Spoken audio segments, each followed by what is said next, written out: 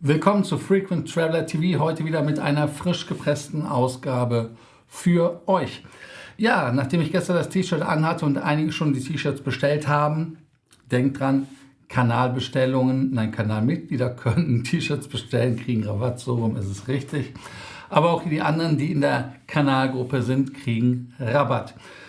Themen, bevor wir das vergessen, sind natürlich Lufthansa, die haben mit der ITA eine ganz, ganz wichtige Zwischennummer gelöst. Dann geht es weiter mit 787er, die schon nach 10 Jahren verschrottet werden. Wir haben einen Deal über England, über Portugal nach Amerika für einen schmalen Taler in der Business Class.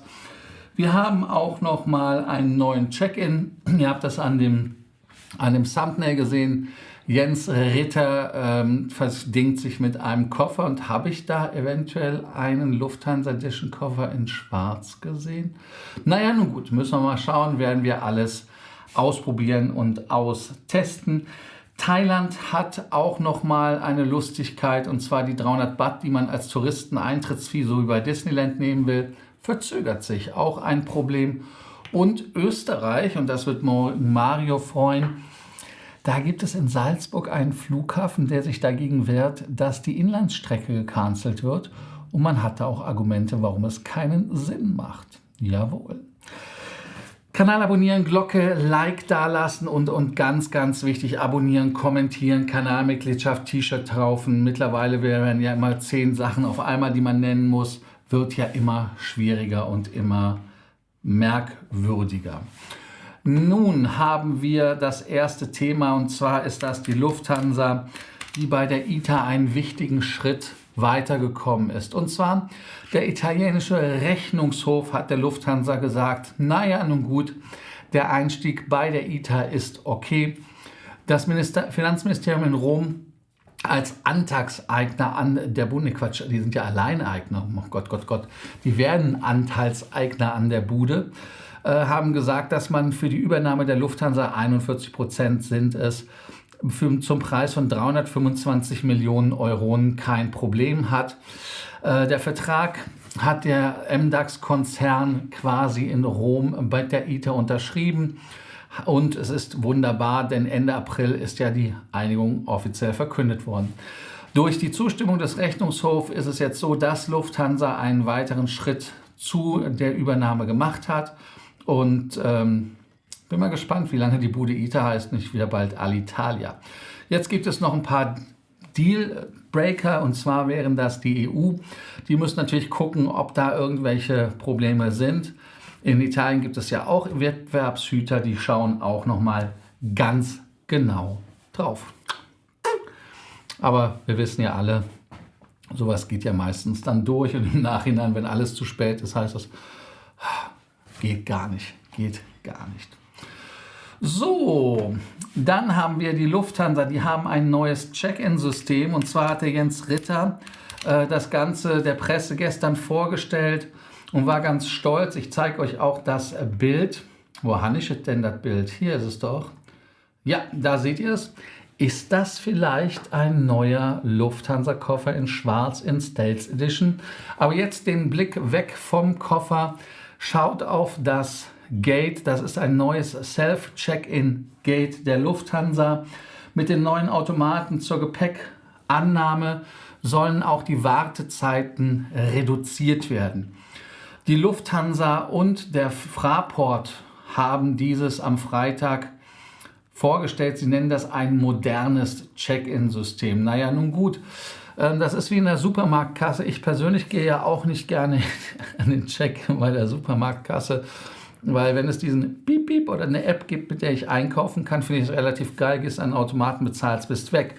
Beim Check-in finde ich das ein bisschen uncool. Ich hatte zum Beispiel beim Check-in einmal das Thema bei Air Baltic, da fand ich es cool. In Frankfurt, da bin ich ein bisschen vor meiner Zeit da gewesen, bevor der Schalter besetzt war. Ne, war Berlin, glaube ich sogar. Auf jeden Fall, egal wie, eingescannt, Tag dran, Abfahrt, weg und rein ohne Koffer, kein Stress. In Frankfurt, ne, Hamburg war das, als ich auf der AIX war.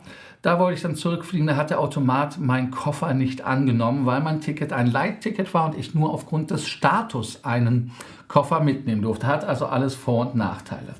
Auf jeden Fall ist es so, dass man über diese neuen elektronischen Systeme natürlich, genauso wie ich es gesagt habe, die Schalteröffnungszeiten umgehen kann und damit den Koffer abgeben kann. Und auch natürlich Streiks, denn die Schalter zur Gepäckaufgabe ermöglichen einen doppelt so schnellen Durchlauf wie gewöhnliche Schalter, sagt der Pierre-Dominique Prüm. Passagiere könnten wählen, ob sie Gepäck mit oder ohne Servicepersonal aufgeben. Der Einsatz moderner Technologie optimiert die Abläufe. Wer wissen will, wo die Automaten stehen, Terminal 1, Abflughalle A und B, nur Lufthansa-Kunden können ihn im Moment nutzen. Damit sollen auch weitere Bereiche ausgestattet werden. FCT wohl wahrscheinlich nicht, gehe ich mal ganz knallhart von aus. Aber Jenselmann Ritter und der Herr Prüm sagen, perspektivisch sollen die Passagiere zu jeder Uhrzeit und bei jeder Airline selbst ihr Gepäck aufgeben können. Das ist doch mal was, ne? Also die Zukunft. Ich weiß auch nicht, hier könnt ihr natürlich jetzt unten schreiben, inwieweit ihr jetzt sagt, das ist ein cooler Scheiß, das finde ich cool. Oder sagt, ihr möchtet einfach die Option haben zwischen beiden. Wenn ihr Check-in nutzen wollt, dann wollt ihr ihn nutzen. Oder wenn ihr einen Automaten benutzen wollt, einen Automaten. In München hat man das ja auch, dass man das macht. Hat beides Vor- und Nachteile. Vor allem, wenn es Streik gibt, streikt der Automat. Zumindest nicht, weil er irgendwie gewerkschaftsgelenkt ist, sondern weil er einfach vielleicht nur kaputt ist. Aber das ist ein anderes Thema. Ja, kommentiert, lasst Likes da. 24 Leute schauen, alle haben noch kein Like da gelassen, nur 7 Likes. Jetzt macht doch mal bitte. Ist wichtig für den Algorithmus. So, dann haben wir die ersten 787er werden zerlegt. Lustigerweise ist das nach 7 Minuten und 47 Sekunden, also 747, das Thema, was an den Start kommt. Ich hatte es ja berichtet, dass die Freunde bei Norwegian ihre 2 10 Jahre alten Maschinen verkauft haben an Airtrade Aviation. Die haben jetzt 2 in Schottland dauergeparkte 787-8er zerlegt. Das ist wohl weltweit das erste Mal und wahrscheinlich kommt das auch nicht so flott wieder. Einmal haben wir einen neuen Kunden, der 787er aufkauft wie nichts Gutes. Hallo Lufthansa.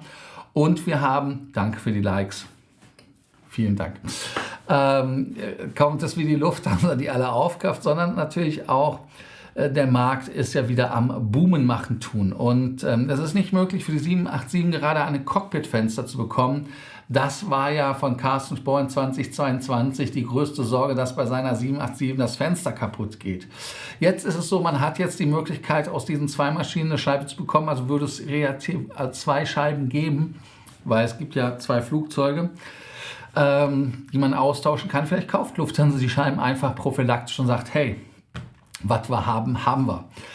Rund 3,5 Jahre waren die Flugzeuge am Boden in Glasgow Prestwick und man hatte die Flugzeuge, die 2019 LNA und LMB geheißen haben, LNA, auch interessante Registrierung, keine Verwendung mehr und die Leasingfirma ließ die 787 aus dem Produktionsjahr 2013 in dem Regen verwittern. Das heißt also, man musste diese dann quasi einfach verwerten, weil sie wahrscheinlich nicht unbedingt einen Hagelschaden hatten, aber sonst irgendwie nicht mehr ansehnlich waren. Nach 4 Monaten hat man bei der Airtrade die gebrauchten 787 Teile rausgebaut, kann sie anbieten und freut sich über die rege Nachfrage. Es ist auch kein Geheimnis, dass es bei der 787 Probleme in der Lieferkette gibt und die Fluggesellschaft haben einen unmittelbaren Bedarf an Ersatzteilen, so sagt es die Firma. Der Secondhand-Markt für die 787-Teile steckt zwar noch in den Kinderschuhen, aber der Zeitpunkt für einen Test des USM-Segments, so heißt das nämlich, ist nicht nur wegen der aktuellen Lieferprobleme bei Neuteilen günstig. Die ersten 787 stehen nach rund 12 Einsatzjahren mit dem D-Check einer Generalüberholung vor. Das heißt, also da werden Ersatzteile gebraucht, ganz wichtig. Ich bin mal gespannt. Die Firma hat ja auch 380er zerlegt, ob das jetzt das Hauptbusiness von denen ist, dass sie 380er zerlegen. Die haben ja sogar mehrere zerlegt. Oder ob sie jetzt auch umschwenken auf die 787 mit den besagten Themen. Leider ist eine Strich 8er, heißt also für Carsten Spohr wäre sie nicht in Frage gekommen. Ja, dann haben wir den Flughafen Salzburg. Der Flughafen Salzburg war ja das erste Opfer in Österreich, was darunter leiden musste, dass man gesagt hat, ach, das mit der Ökologie und so, das geht nicht mehr. Kurzstreckenfliegen ist alles doof. Und da muss man dann natürlich sagen, ja, da müssen wir dem Kollegen Offner als Luftfahrtchef sagen, der ja da dem Flughafen zustimmt. Es ist an der Zeit, die Zubringerflüge von Salzburg nach Wien wieder einzuführen. Die WKÖ, das ist so diese Wirtschaftskammer Österreich, da ist der Luftfahrtchef Günther Offner, er möchte auch dieser Forderung Nachdruck verleihen. Und zwar der überwiegende Teil der Fluggäste, die von Salzburg via Wien in die Welt geflogen sind, nutzen aufgrund der Einstellung der Flugverbindung Salzburg-Wien nun entweder das Auto zum Flughafen München, hört, oder aber fliegen von Salzburg aus über Frankfurt oder einen anderen, teilweise außereuropäischen Hub. Damit meint er, glaube ich, London, aber das weiß man ja auch nicht so ganz genau, was er da sagt. Ich glaube, die Türken fliegen auch und es fliegt auch Fly Dubai ab Salzburg. Naja, nun gut, auf jeden Fall ist es so, dass teilweise außereuropäischen Hub zu ihren Enddestinationen weder ist dadurch dem Wirtschaftsstandort Österreich noch der Umwelt gedient, so sieht es die WKÖ. Und das ist natürlich ein Beispiel, was ihr seht. Das ist das, was ich auch immer wieder sage, wenn es um den Weltflughafen Nürnberg geht, dass dieser Bus da fährt, das ist ein reines, ja, wie soll man sagen, Feigenblatt. Wir haben das in Finnland ja auch, Tampere und Turku, die Flughäfen sind ja auch mit dem Auto relativ schnell erreichbar, mit der Bahn, glaube ich, 2 Stunden habe ich letztes Mal gebraucht. Und da werden auch die Flüge nicht gemacht. Aber was in Tampere passiert? In Tampere fliegt die Air Baltic und die fliegen von da aus sogar nach München. Heißt also, da werden jetzt andere Flüge angeboten. Das ist anscheinend tippitoppi in Ordnung.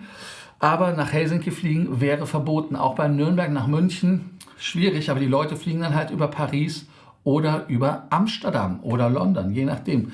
Die Frequenzen sind dann aufgestockt worden. Das wird wahrscheinlich in Frankreich genauso passieren. Das heißt, wenn der Franzose überlegt, wir machen da jetzt weiter mit dieser ganzen ICE, eine TGV heißt das ja bei denen, Geschichte, dass man dann die Leute sieht, dass sie dann vielleicht mit Eurowings fliegen. Wer weiß es. Also egal, wie man es macht, ich hatte noch die Zahl von Salzburg-Wien, glaube ich, 95% oder sowas sind Connecting-Passagiere, wobei ich gar nicht weiß, für wen es Sinn macht, aus Salzburg nach Schwechat zu fliegen, weil wenn man ehrlich ist, wenn man mit dem Railjet gefahren ist, das war schon angenehm. Ich habe ja in Linz auch ein paar Jahre meines Lebens verbracht, öfter.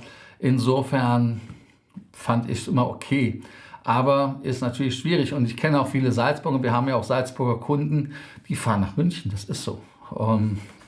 Auch Grüße an Kurt.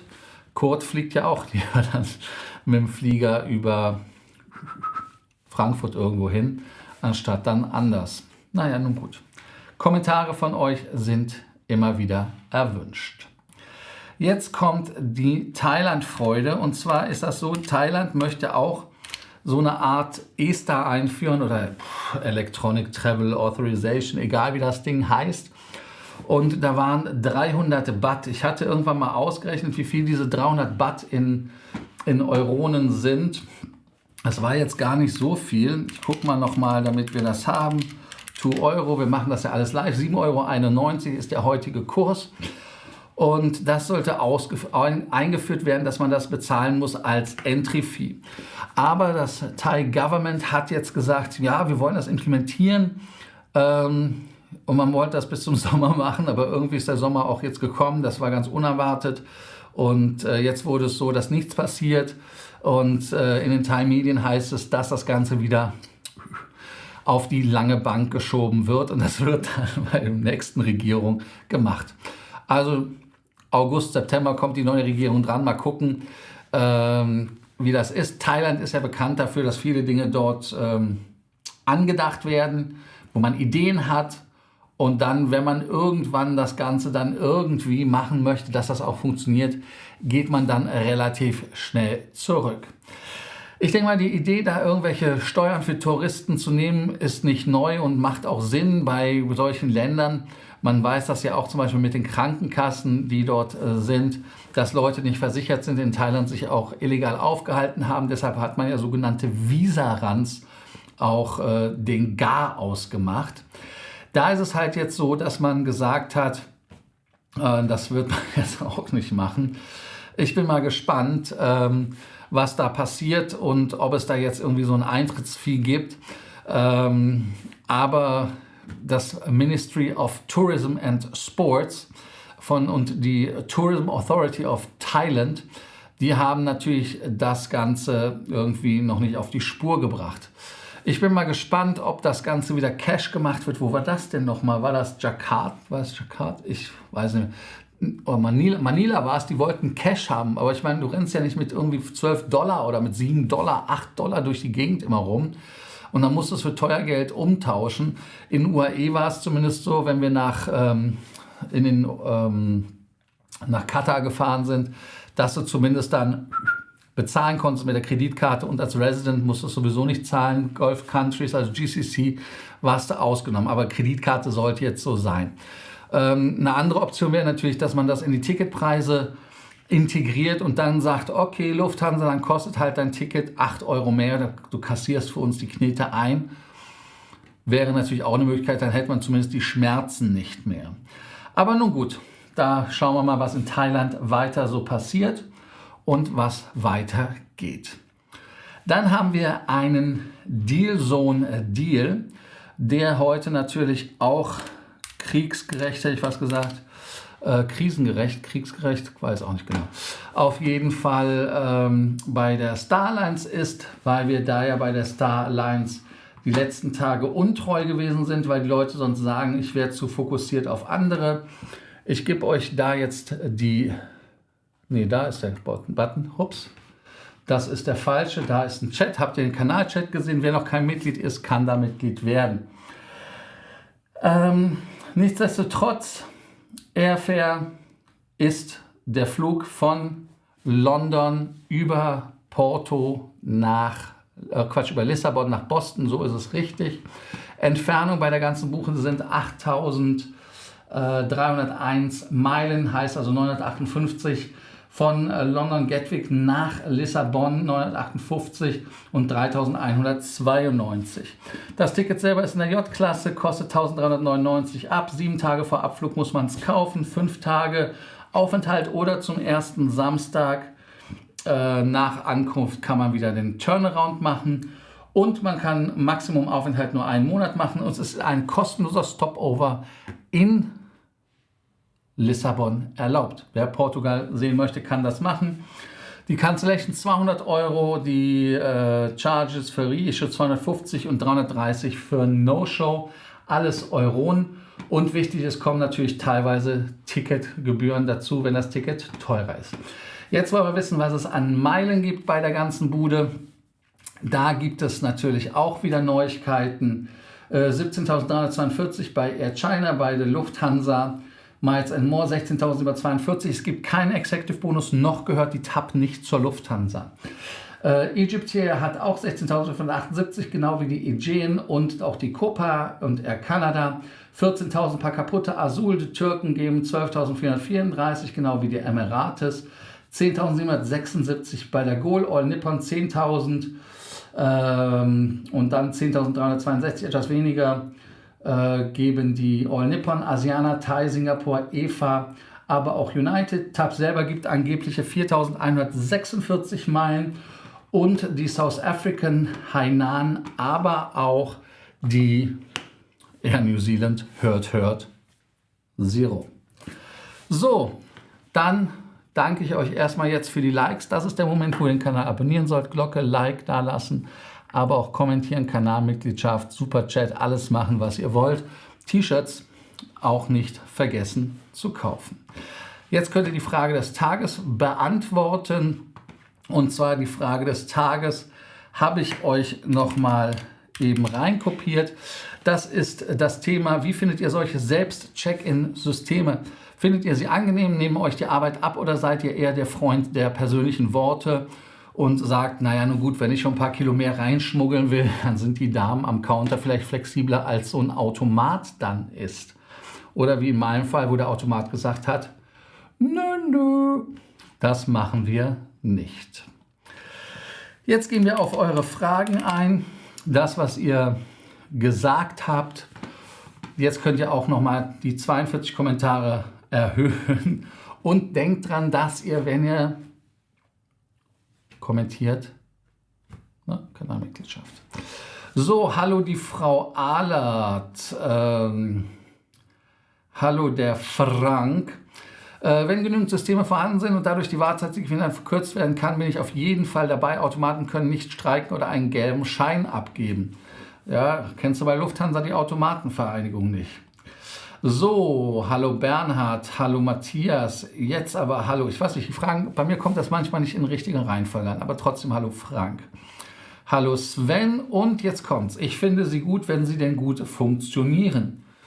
Ja, das ist, glaube ich, auch ein Spruch fürs T-Shirt. Ich finde sie gut, wenn sie gut funktionieren. Hallo Ingo. Hallo Thomas, Grüße nach Washington. Matthias, passt zu Beginn um 19 Uhr Red Flag beim Formel 1 in Kanada. Also ich muss mich nicht auf beides konzentrieren. Formel 1 ist langweilig geworden. Ich habe öfters Rennen gesehen, zum Beispiel auch in Abu Dhabi und so weiter. Aber ich muss dir ehrlicherweise gestehen, der Drive ist da leider raus. Hallo Roland, Grüße nach Raurich. Hallo Ronny. John, Grüße nach Vienna.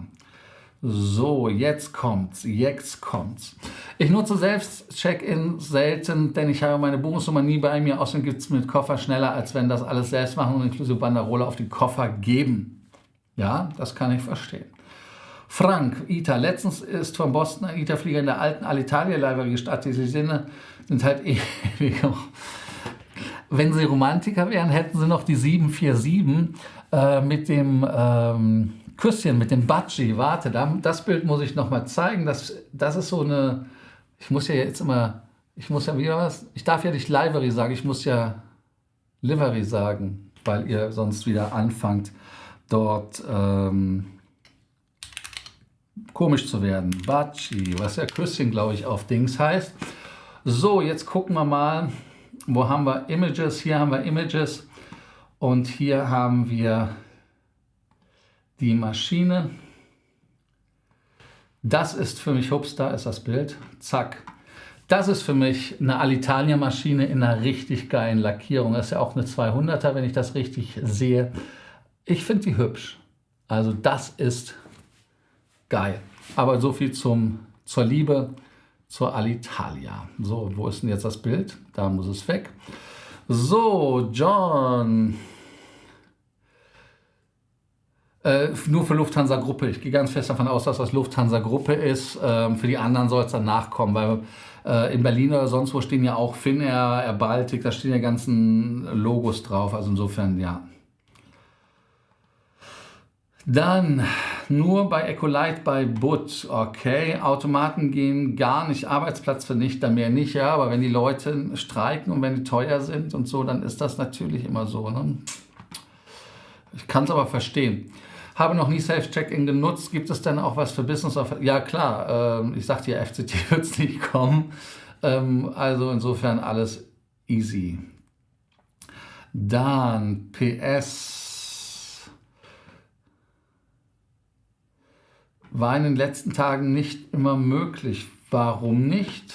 Was war der Fehler? Also ich habe es normalerweise nur für Kunden sage ich schon, für Kanalmitglieder ist freigeschaltet und vor allem für alle, die den Kanal zumindest abonniert haben. Wer nicht abonniert hat, der kann nicht schreiben. Da muss ich jetzt einmal kurz schauen. Customization, ne, alles Subscribers. Also das sollte in den letzten Tagen gegangen sein. Aber ich hatte mich auch nicht verdrückt. Beobachten, ansonsten beschweren und WhatsApp schreiben.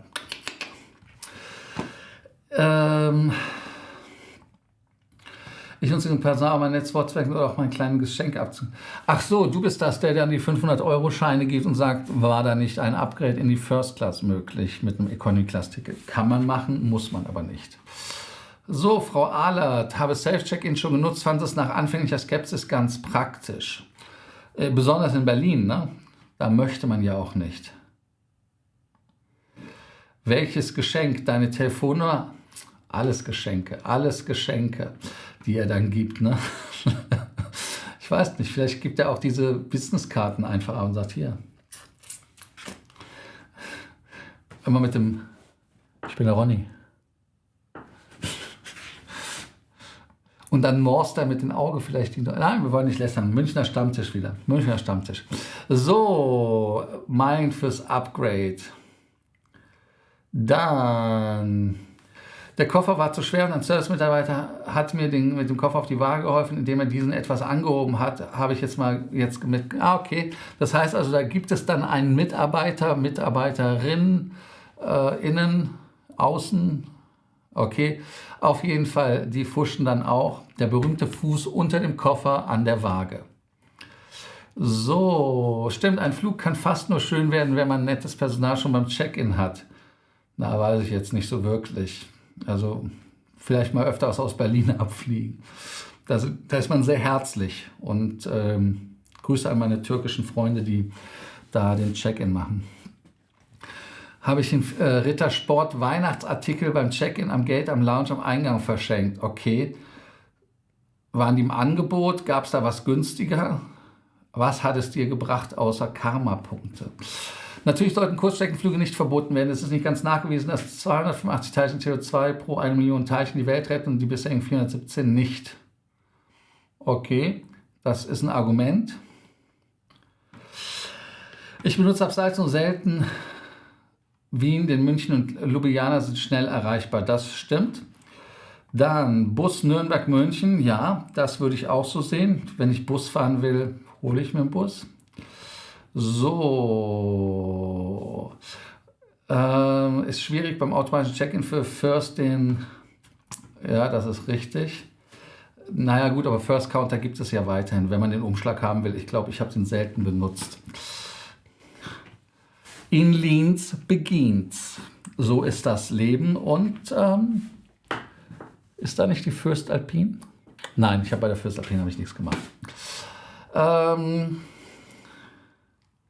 Esther ist ein Zwangsumtausch, kennen wir doch auch noch mehr nicht. Esther, Zwangsumtausch? Ist doch $12, oder? Was war die Esther?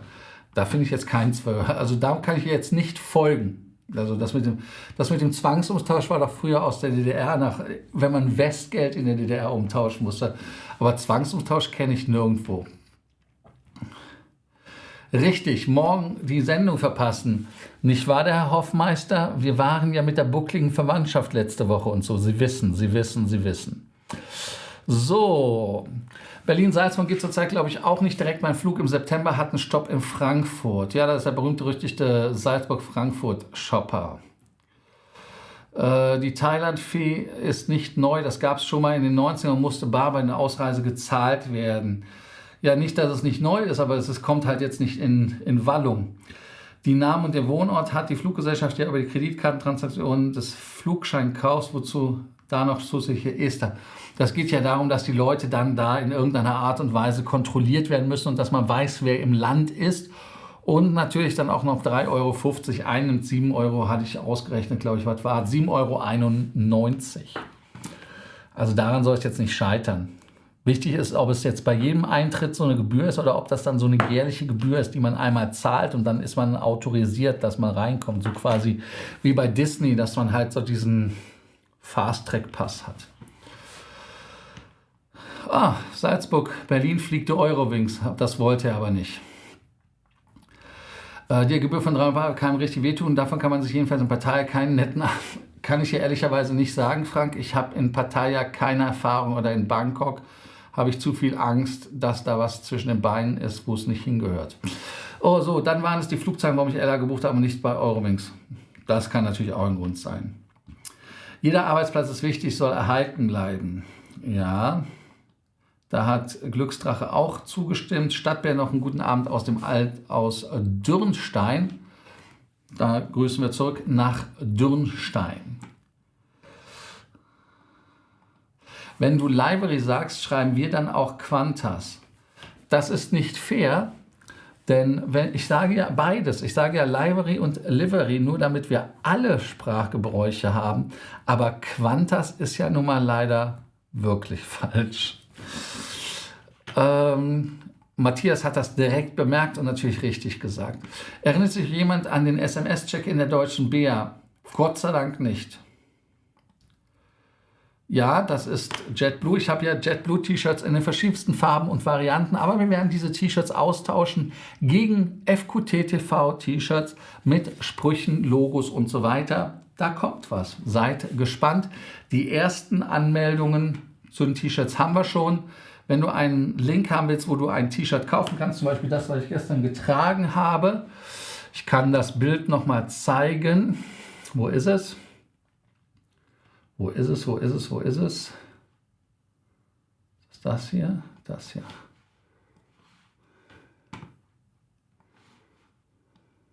Warum kommt es? Da ist es. Das ist das Bild von gestern.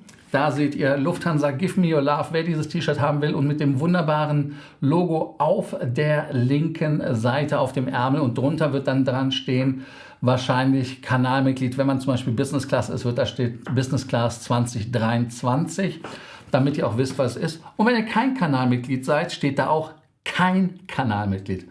No Member 2023. Also da sind die Möglichkeiten ein Vielfaches. So, SMS abschicken mit Gang und Fenster und dann in aller Ruhe zum Schalter gehen. Spart Zeit, okay. Ja, das stimmt, aber im Moment wenig Zeit, das ist das Problem. $21 sind es. Zumindest die Zahlen stimmten, die ich euch genannt habe, nur die Reihenfolge war falsch. Wer ein getragenes T-Shirt haben will, das ist kein Problem, bringe ich auch nach Wien mit. Ich weiß noch nicht, was ich darauf dann quasi für einen Aufschlag nehmen muss, weil es dann, du musst nur sagen, ob du es gewaschen oder ungewaschen haben willst. Wir bedienen hier jeden Fetisch, also ich bin da ganz offen und wenn es mir zu fetischistisch wird, dann haben wir Sven. Sven hilft mir aus der Bredouille, der ist da Fachmann. Ja, damit haben wir wieder alles abgearbeitet. Das war eine kinderfreundliche Folge. Grüße an meine Mutter an dieser Stelle. Danke fürs Schauen. Euch auch einen Dank, dass ihr schaut. Denkt dran, den Kanal zu abonnieren, die Glocke anzumachen, ein Like dazulassen, zu kommentieren, T-Shirts zu kaufen, Kanalmitgliedschaft zu machen. Allegris Event ist voll, Warteliste würde noch gehen. Oder ihr kommt zum Abend zum Steakessen und ich lasse euch jetzt mit dem Gedanken von John Fraser da alleine. Und zwar, warte, wie geht das? Warte, so. Lasst euch mit diesem Gedankenspiel alleine und hoffen wir, dass die Formel 1 jetzt spannender wird. Also in dem Sinne und John, wenn du es wirklich von mir getragen haben willst, ich würde XXL nehmen. Also viel Spaß und Sven ist schon freudig erregt. Also bis dann.